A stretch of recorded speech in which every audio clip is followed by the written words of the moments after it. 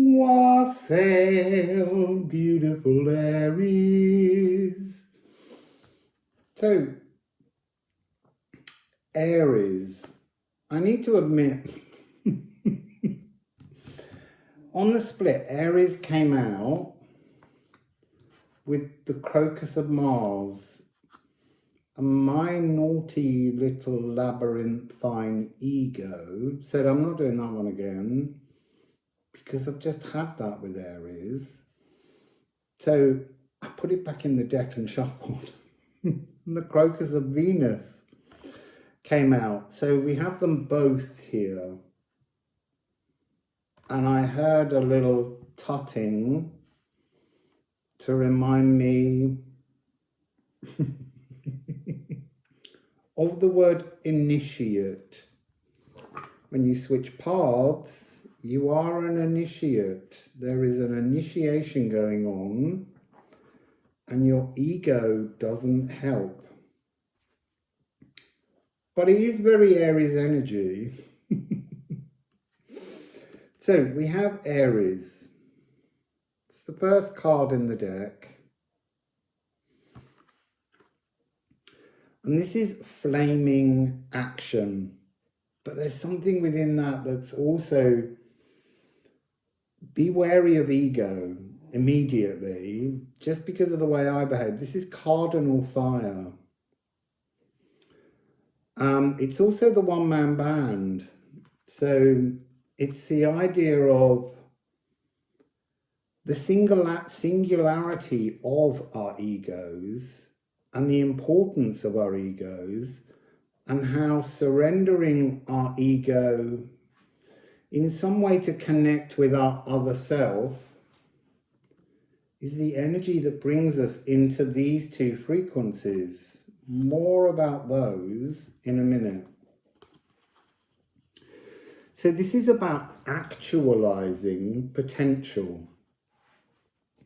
So bringing some kind of passion into reality. It's also the breaker of bonded boundaries.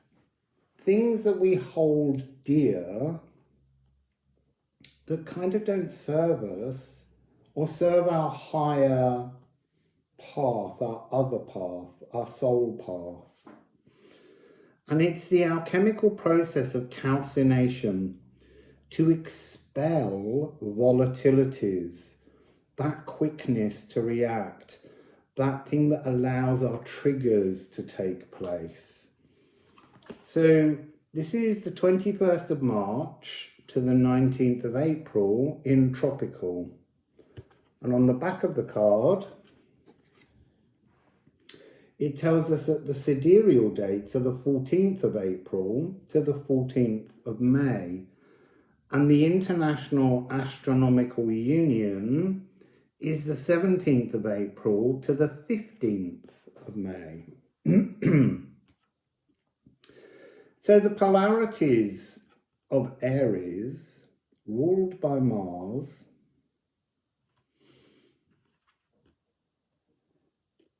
I am action and I am inaction.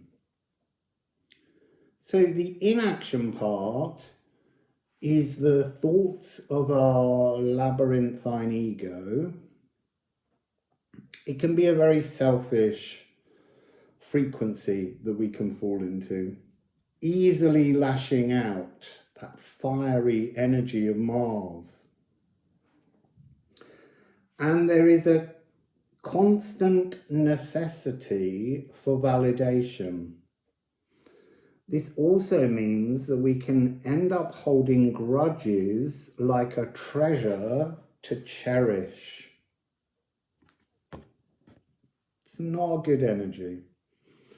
Whereas in the energy of I am action, we have the resolver, the war with one, the shadow wars that we engage in to create new opportunities. This is to be luminous within, to shine. Then it's inner aether inspiration. When you're shining with your balanced frequencies, then you inspire others by your very nature. It's also to be trustworthy and dependable as a leader, not a leader that sets down rules, but a leader that leads by example. And it's the honest speaker of gently needed truths. So knowing how to approach a subject or a problem or something that needs to be unraveled, and just honestly and gently making a nudge to show others. So we have the crocus of Mars and the crocus of Venus here with this energy.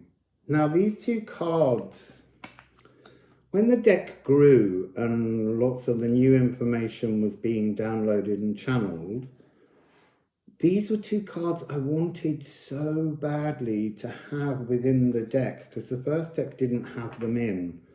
They came later, and they're really important cards. They're talking about the balance between our masculine and our feminine, or our receptivity, our creation, with our action to produce something. So they have been put in this deck deliberately to be gendered, because there's something about this is the beginning of our journey when we're born, but also the beginning of our journey when we find this balance between our masculine and feminine.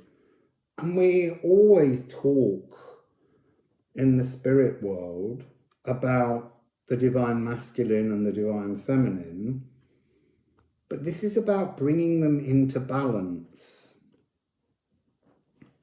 So I'm holding this one in reverse so that I can read. Oh no, hang on. That's perfect. So the crocus of Venus, the female voice, copper oxide, this is the palace of true reflections. Whereas the crocus of Mars is true pigmentation, to exist in the truth of all your colours. So this is the female voice, and this is the male voice. So we're looking at this as an energy of either gender, but reaching out for our missing frequencies. So to be a light with love, hidden hermetic secrets, forgotten formulas, remembrances that come through when we unite these two energies, when we bring ourselves into balance. So the polarities, this is I am me. Me is a thought, it's a creativity, an inspiration, a musing energy, amuse, not amusing as in funny, but to be a muse to your frequency. And this is I am I, to be physically in existence, to have actioned thoughts into reality. So I'm going to read these two again, because that's apparently what's meant to be taking place here. So I am me is to be receptive. I am I is to be active. So it's the yin and the yang. So this is musing magic, imagining, creating, being inspired by magic. And this is producing magic, actualizing on your thoughts. This is the crucible of creation, the idea that you are inspired to create. And this is the bridger of realities. So taking what's within you and creating it outside of you. The divine principle of birthing potential. The divine principle of actioning potential. Now, yes, they have been put into these cards as masculine and feminine, but really they are receptivity and then actioning. And the last line on the cards is resonantly inspired to merge with my inner masculinity. This one, resonantly inspired to merge with my inner femininity.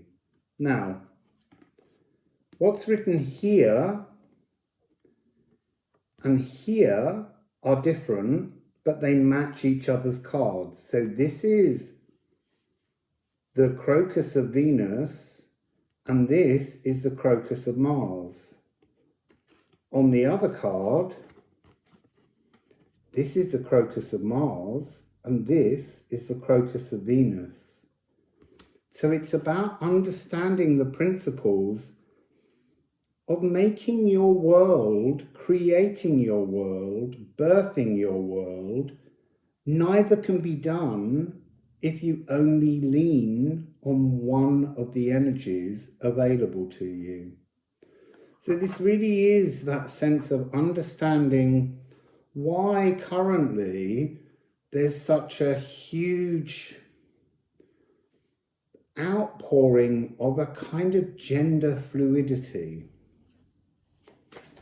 It's needed to override the distortions of gendering. Because look, we all know people who defy the standard rules or thoughts or philosophies on one gender or the other. We know. And yet many people fear the merging of that polarity. And yet that polarity, once merged, is empowering. That's too many. Liffruma, can you please bring on this energy of calcination, alchemical calcination, to clean up with aether, to allow the myriad forms of aether to retune us, to polish us and clean us, to balance us.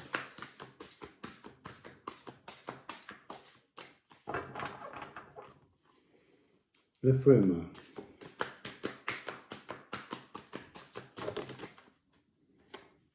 There we go.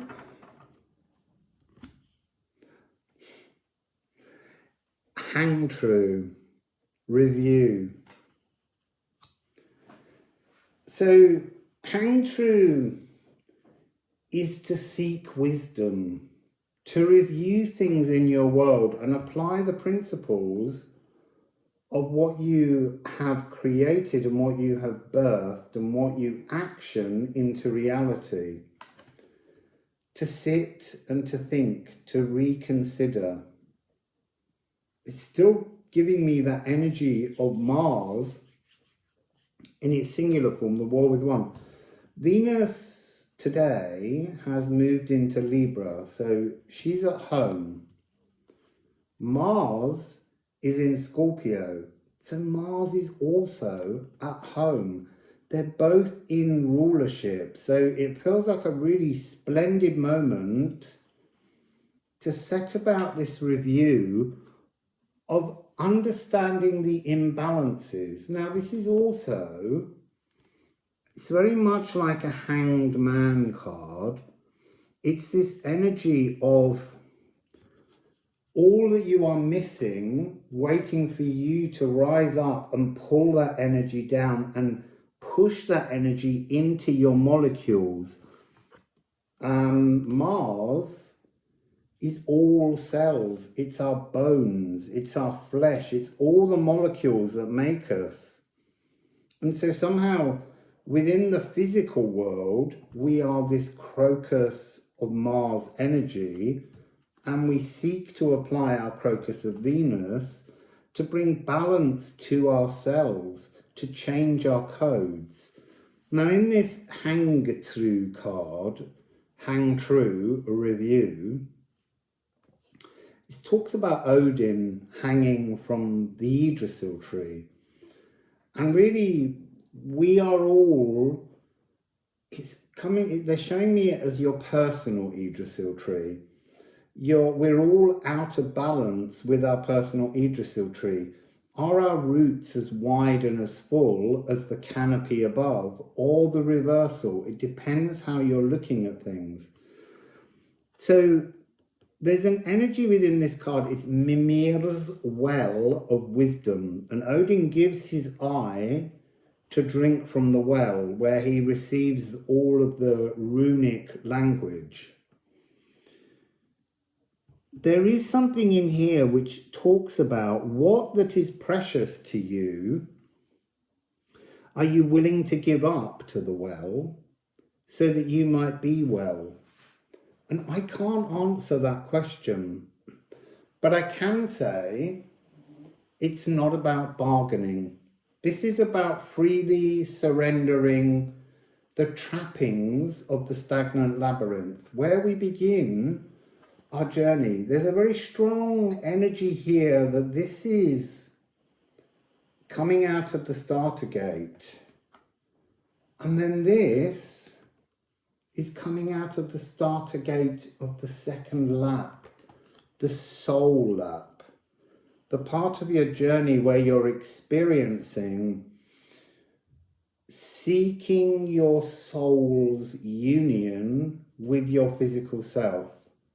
Not your ego body, but your soul body working in your ego body. So it's like having a mental upgrade that takes place.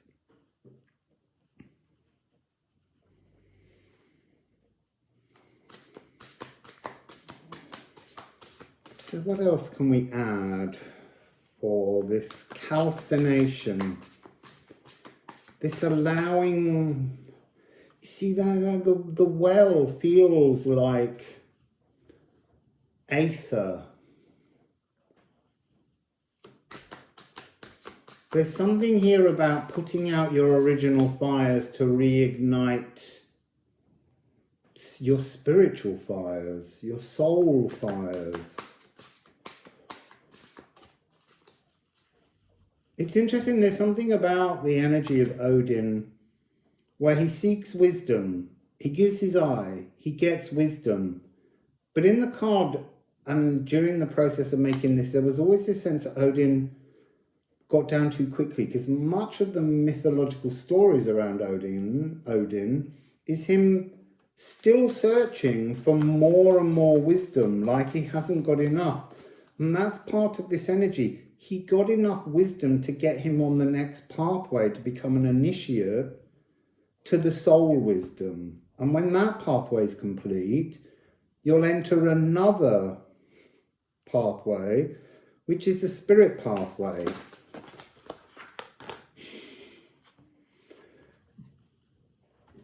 That's like all this information gained, all this wisdom spilling out, all the truths that you once knew, all the balances. And dog sitting. And Beryl likes to bark at the movement of trees. And it's very windy today. So shedding your leaves, it's a very autumnal experience, switching pathways.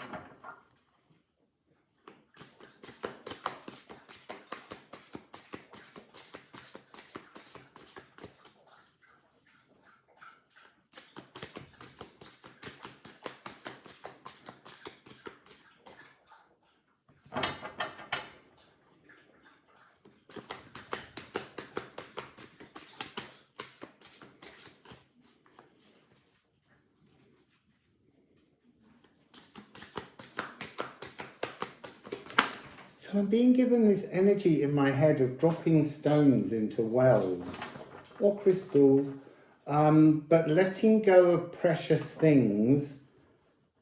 That's interesting. So on my journey that I went on, that you all joined me for the last 3 years, I took all my crystals with me, apart from the very large ones which I gave away before I set off. And during the course, I was releasing more and more of the crystals that I had, or burying them in sacred places, giving them back to the earth. And this connection now to the notion of, yes, that sense of fresh thoughts, fresh philosophies, and not having in my hands any longer jewel-like crystals, but having a relationship with the natural world. So objet trouvé, found objects, such as stones that you might see, and I might pick them up, but I always put them back. I don't take them away, because things of beauty are only beautiful in the surroundings that you find them in. When you take them from the space that they were living in, you're robbing them of their truth. And there's something within this that we have to let go of old truths to gain new truths, to find ourselves being sort of sparkling within our space in the world that we create. And so that idea of going back to the simplicity of rock or stone is almost the beginning of a kind of more humble notion, to very much not really virtue signaling with all of the jewels, but just observing and knowing that that feeds your soul path. And feeding your soul path is not about shouting the energies to show off, because any virtue signaling is the path of ego. It's that energy, constant necessity for validation. And that's where you're moving away from as you begin your soul journey. So now we have Perth, which is the pear tree. So within this, there's something about, as you transform, so does your personal Yggdrasil. So the tree that you've known and grown throughout your life will transform into some kind of new tree that offers new secrets. But this cosmic surge is something that comes towards you that you have to be receptive to. It's like it's the energy of the crocus of Mars balanced with Venus, being magnetized, being drawn together to create, and to create through materializing things in your new world that you're working on.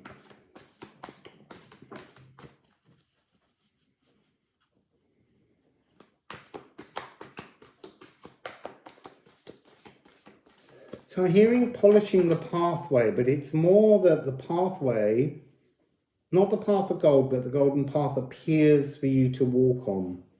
I still haven't found a better term for that at the moment. But it is the soul path.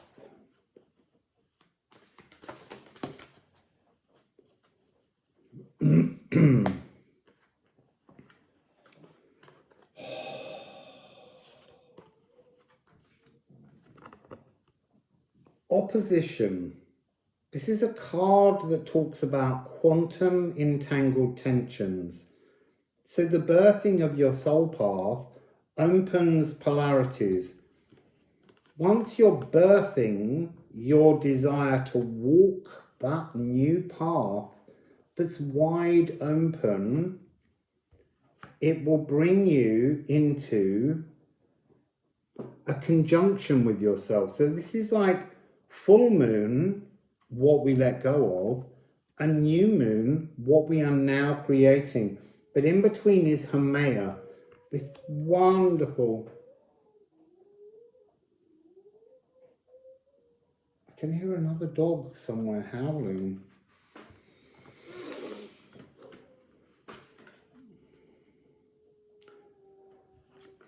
So Hermea, who is the Hawaiian goddess of creation,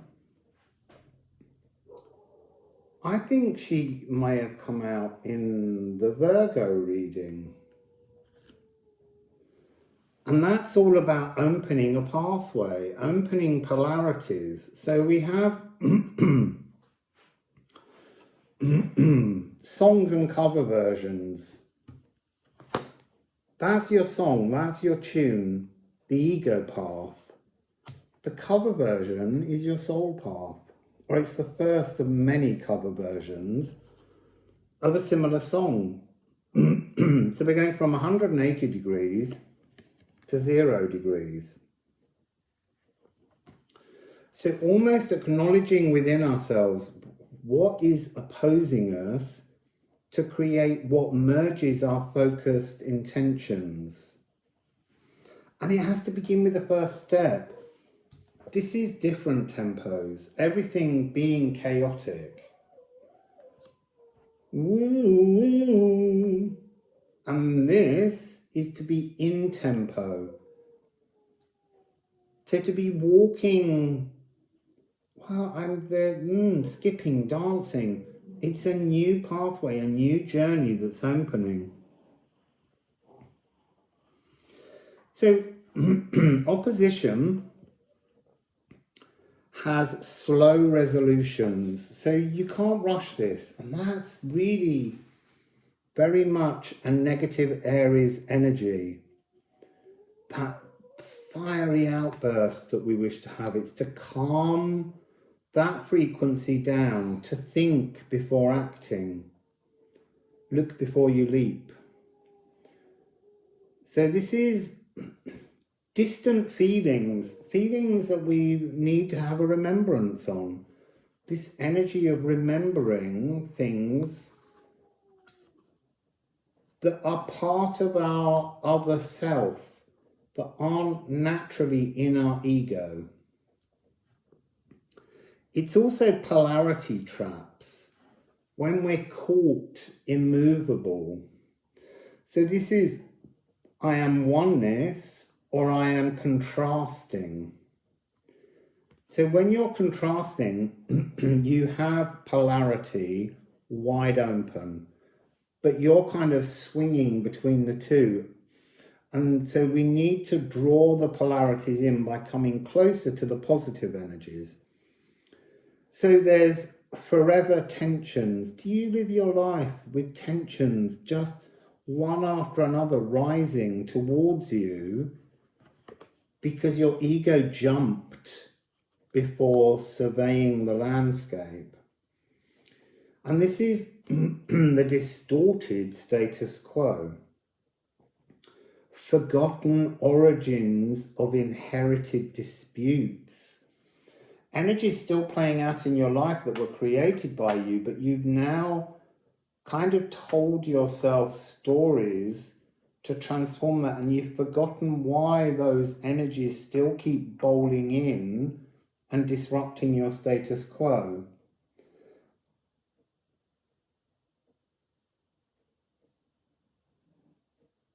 And that's interesting. Believing that disputes are the physical realm's scaffolding. So almost enjoying the tension of opposition, like it's a comfort to you, it's a thrill to you. So if you move to I am oneness, and Aries is card number 1,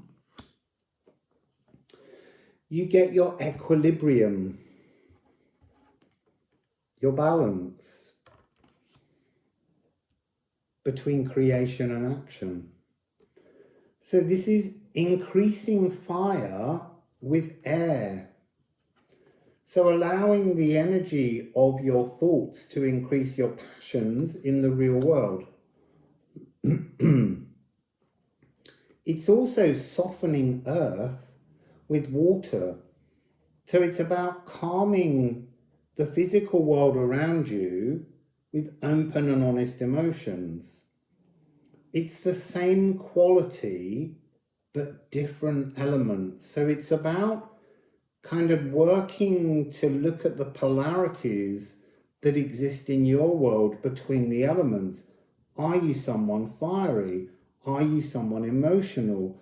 Are you someone very physical? Or are you someone very cerebral? We need to be all of these energies. We need a balance.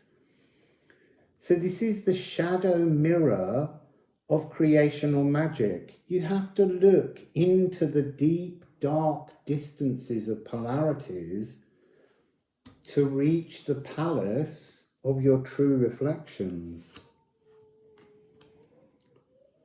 So this is the balm of unyielding contractions. Look, the world is expanding, the cosmos is expanding and contracting.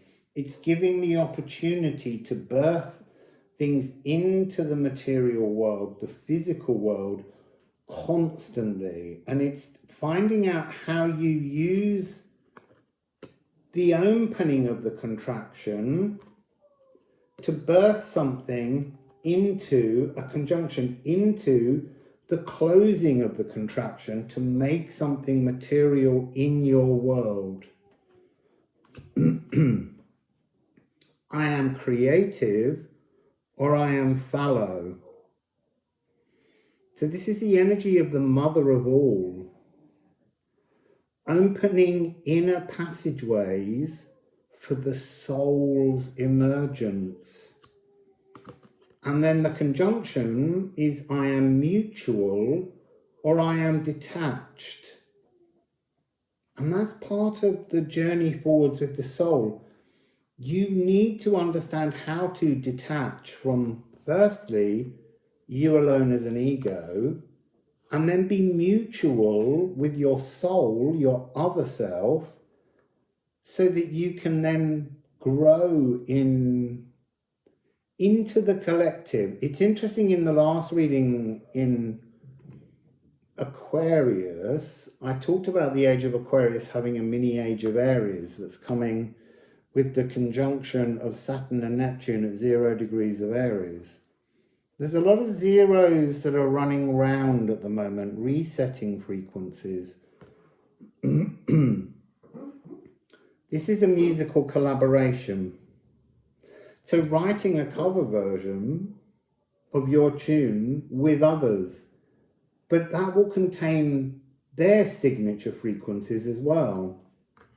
Musical collaboration, mutually intensifying amplification. That was also part of the Aquarius reading. And this is to be in the heart of wondrous magic and coming together in kinship, but in your individuality as a shining light to others.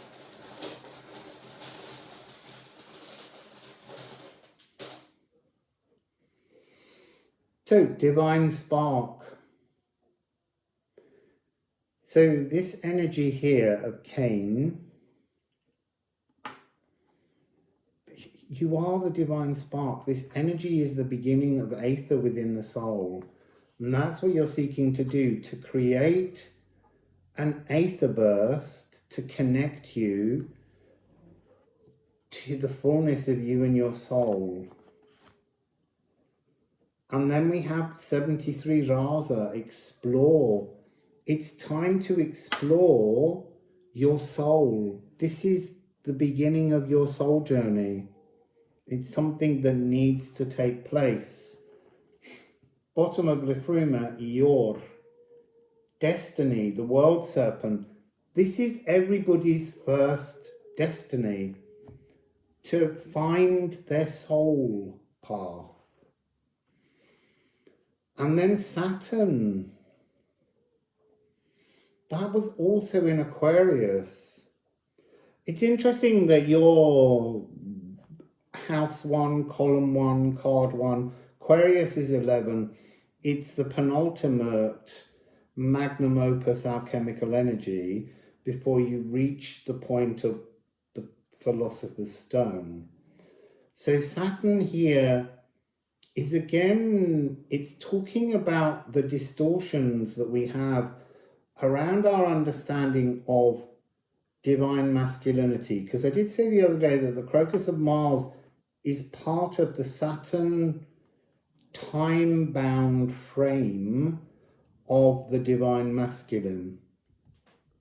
And that's about being non-judgmental, because our ego is very judgmental. Our soul is not judgmental. Our soul understands things in a way that our beginner's journey in the stagnant labyrinth doesn't quite perceive. And it's pain absorbing. And it's this rhythm, primordial drumming. So when I was outside, I'd already laid down Aries and the 2 Crocus cards, and I went outside to just stand in the rain and the wind, because I like to feel the energy of the natural world sometimes. And I could hear the rhythm of the beginning of the movement, Mars, from Gustav Holst, The Planet Suite. And this primordial drumming rhythm is coming now. It's almost like the primordial drumming was much more soupy. And by moving into this energy of balance, you're beginning to form this 5/4 rhythm that feels quite in tune and quite form holding, but is a more unconventional rhythmic pattern that sounds conventional. Just as your soul journey is somehow very different to your current path, but once you reach it, it will begin to feel completely natural. So, Aries, that's your little reading, and that's for anyone, because we all have Aries in our chart. In fact, I have Saturn and Chiron in Aries. So I can look at this reading and I can take many things from it. I just burped again. It's the truth. I really do have Saturn in Aries. Have a look and see what's in your house, Aries, and see how that relates to finding your soul path. Wassail, beautiful Aries.